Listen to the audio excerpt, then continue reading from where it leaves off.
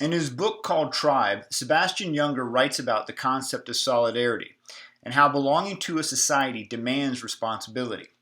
He writes, quote, "Solidarity is at the core of what it means to be human, and undoubtedly helped deliver us to this extraordinary moment in history," unquote. I would argue that we are no doubt in another extraordinary moment in history, and we will all need to come together in solidarity to keep our families safe over the coming days, weeks, and years. In this video, my objectives are to 1. Demonstrate how I create an environmental or neighborhood scan using Google Maps and other tools to better understand who lives around me and how we might work together. And number 2, to share a letter I wrote to all my neighbors that I think would help create community. So let's get started.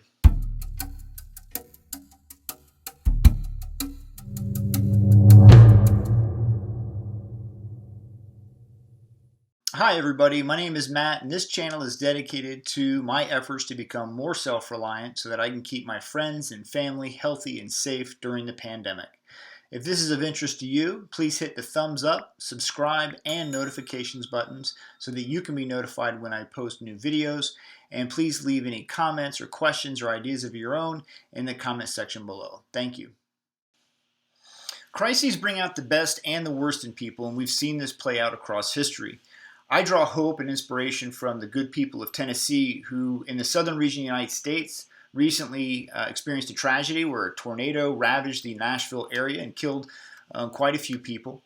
And the citizens of Tennessee pulled together to repair that damage to their town and take care of each other to the point where relief agencies actually had to ask volunteers to take the day off.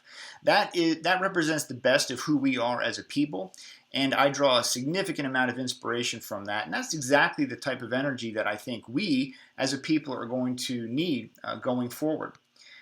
So the first step for me to create a strong self-reliant community around me is really to get to know my neighbors and understand how we might work together in a crisis. To do this, I did the following 2 things. Number 1, I created a map who lived around me with their background, skills, and general characteristics. And number 2, I wrote a letter that introduced myself and offered help with the skills and resources that I might be able to bring to a crisis. So how did I do that? Well, step 1 is I did an environmental scan or a neighborhood scan. And I did that using 2 tools, Google Maps and OnX. So Google Maps is the first tool. You can find it online, google.com/earth. I use the desktop version. There is a web-based version. But I'm going to be showing you how I did an environmental scan using Google Earth Pro, which you can just download for free. So I'm going to open up Google Earth Pro. The software opens up.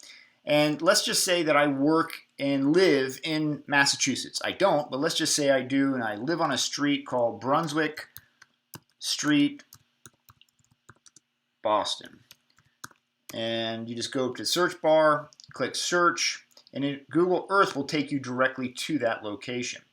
As it does so, you'll start to see more and more detail of the particular neighborhood where Brunswick Street is. Now, I've already laid down some information points that are really just examples. These aren't real people, but it gives you an idea of how you might want to label who lives around you so that you can understand what they might bring to a situation. So here I've labeled my house, and again, this is not my location, but it does give you a good example. So here's my house, and here are the people that live around me. Here's Joe Smith. He's 55. He's a plumber and a gardener. That might be very good information. Mrs. Sanchez is another one of my neighbors, and this might be someone who we need to take care of, who we may need to check on because she's elderly, she has a heart condition, and she doesn't have the resources to really go to the grocery store and help herself out. Mary's another one of my neighbors, and she's an ER doc. That's going to be an outstanding skill to be aware of and that she might be able to bring to a situation. And here's Mark. He's 35. He's a police officer and a combat veteran. Another fantastic skill. So again, these are just examples of characteristics you may want to map out in your particular area. And to do that, it's very simple. So let's say we've got another one of our neighbors, and she lives over here, and I want to label her house and with some basic characteristics. You can just come up, hit the push pin, and then it'll give you a push pin that you can drag around. And we can say that lady's name is Sally, and she is 25, and she's an outstanding gardener.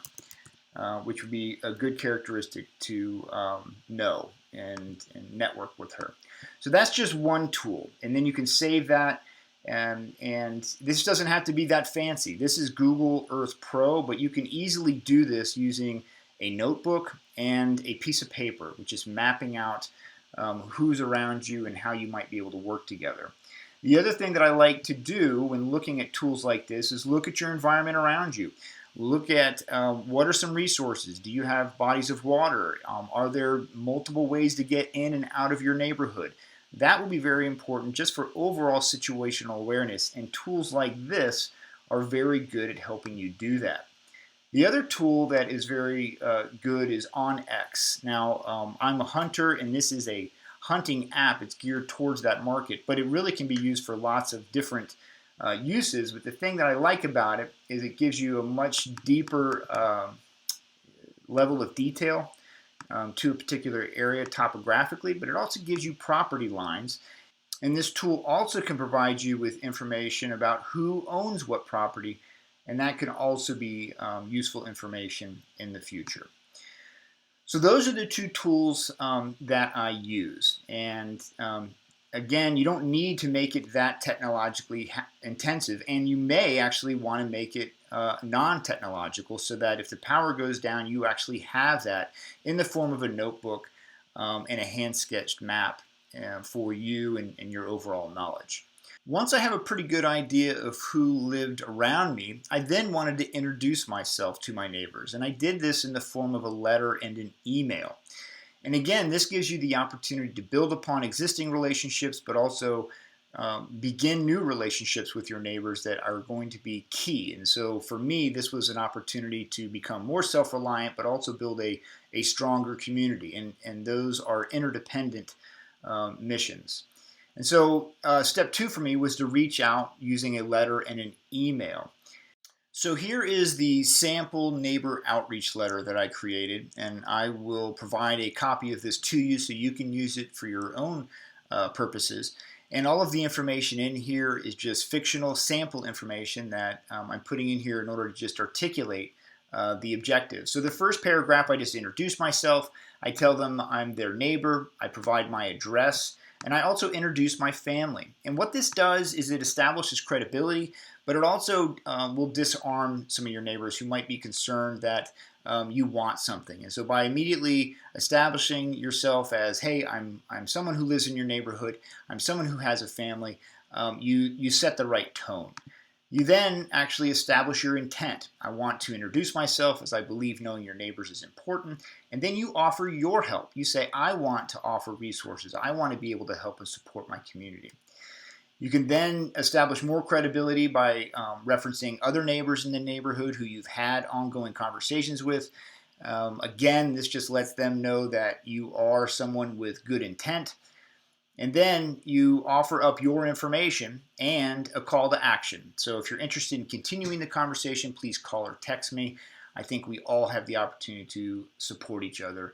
And then I sign off using everybody in my family so that, again, it emphasizes the fact that I'm here with my family. I want to build a community and build a network. I'm going to provide this document in all documents that I reference in these videos in the Self-Reliance Journey folder, which I'll hyperlink in the video section below.